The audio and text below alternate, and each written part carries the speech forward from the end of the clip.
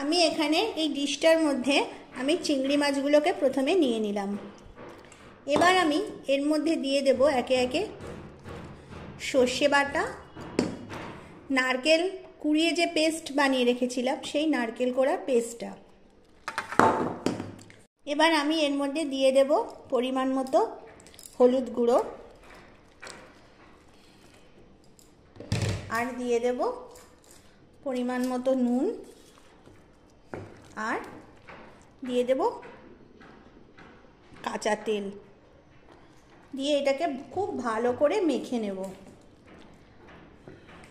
এবার আমি কলা পাতাটাকে একটু জাস্ট তেল মাখিয়ে এপিট ওপিট করে গ্যাসে সেঁকে নিয়েছিলাম। এবার আমি চিংড়ি মাছটাকে এর মধ্যে দিয়ে দেব আস্তে করে।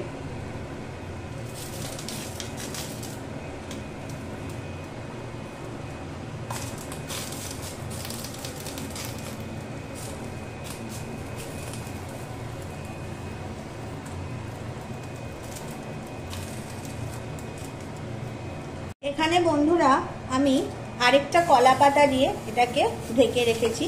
এবার একটা ঢাকা দিয়ে এটাকে আমি আস্তে করে চেপে দেব।